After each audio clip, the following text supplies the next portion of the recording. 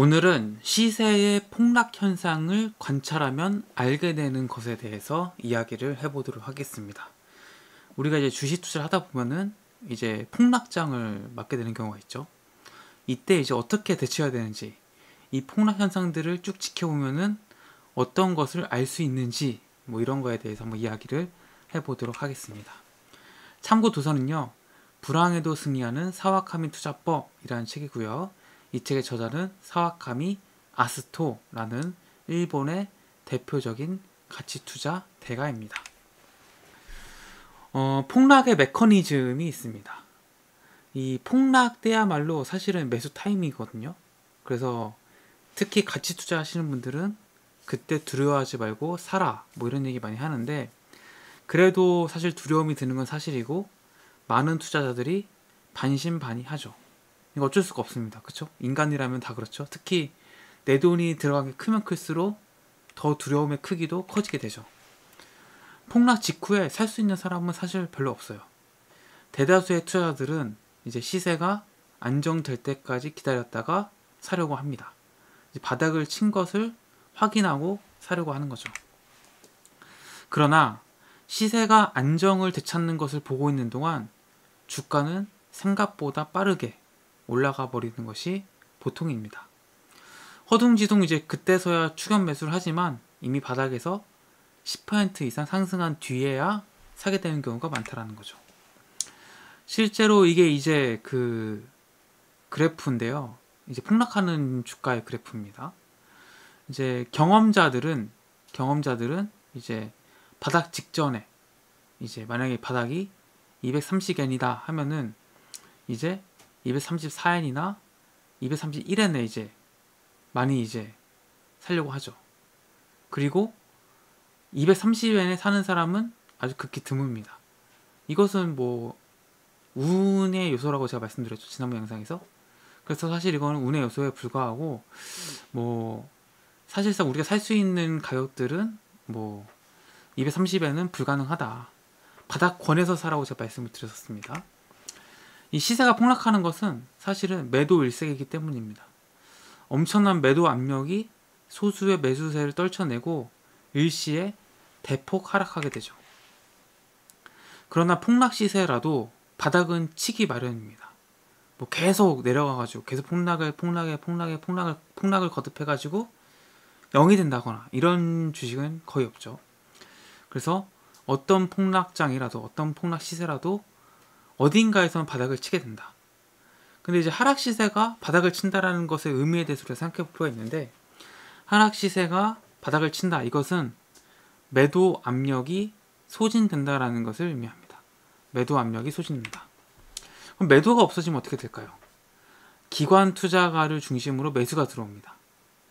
그리고 매수 주문은 가속도가 붙어서 더 빠르게 증가하게 되죠. 이 시세가 폭락하는 과정에서 기관 투자가들은 이제 손실을 회피하기 위해서 온갖 수단을 다 씁니다. 그런 상태에서 폭락 시세가 바닥을 치게 되죠. 하락 시세에 대한 해지로 매수 비중을 낮추고 있었는데 시세는 바닥을 치고 상승으로 전환을 하게 되죠. 그러면은 이제 주가가 상승세에 들어섰는데도 매수 비중은 격감에 있으니까 기관 투자자가 어떻게 하느냐, 운용 성적에서 뒤처지지 않기 위해서 그 가격이 다시 올라가는 그 회복하는 그 주식을 일시에 매수 주문을 넣기 시작합니다. 그러니까 이제 폭락 후의 반등은 굉장히 빠르게 일어날 수밖에 없죠. 기관 투자가들의 자금 규모가 굉장히 크기 때문에 굉장히 빠르게 주가가 오른다라는 겁니다.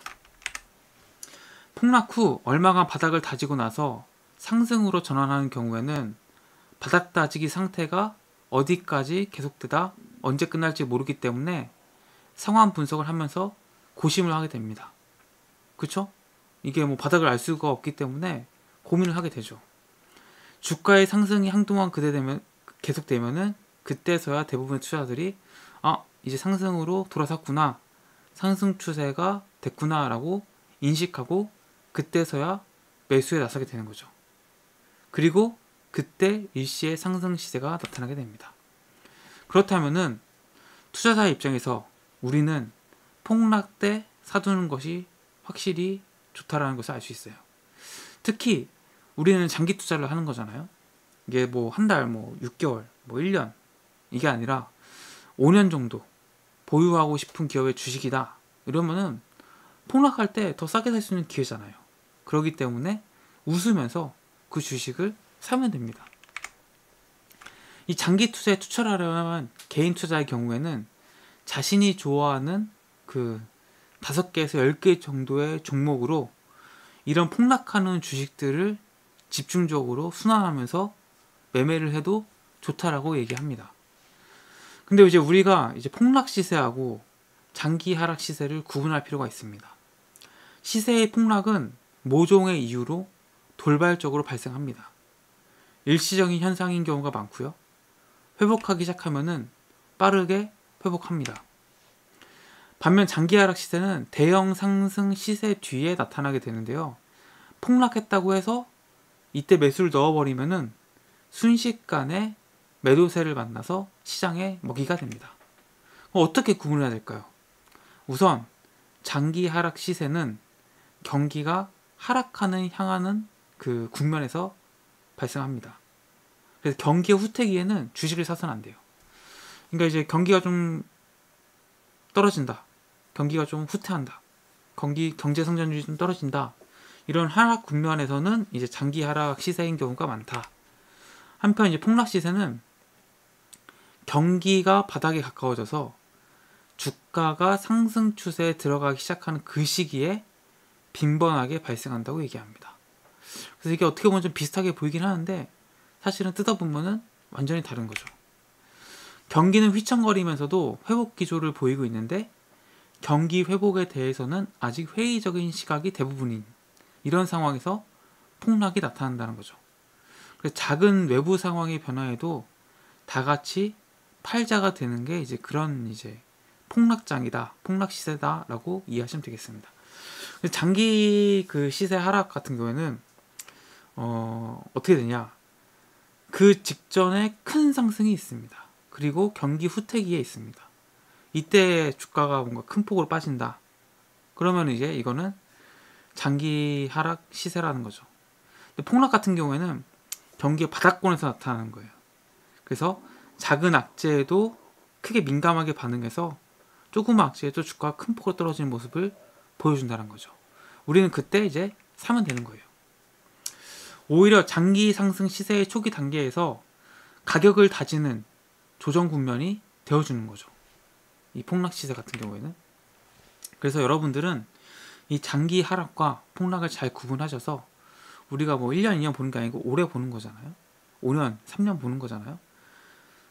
이 폭락장이 오면은 이때 사서 3년, 5년을 묵혀두면은 이제 몇 배의 투자 수익을 볼 수 있는, 큰 수익을 볼 수 있는 기회를 잡을 수 있다라는 겁니다. 이러한 관점을 가지고 우리가 폭락하는 그 주가들, 주식들을 보시면은 투자를 좀 더 쉽게 할 수 있지 않을까 그런 생각이 듭니다. 네, 오늘도 영상 봐주셔서 감사하고요.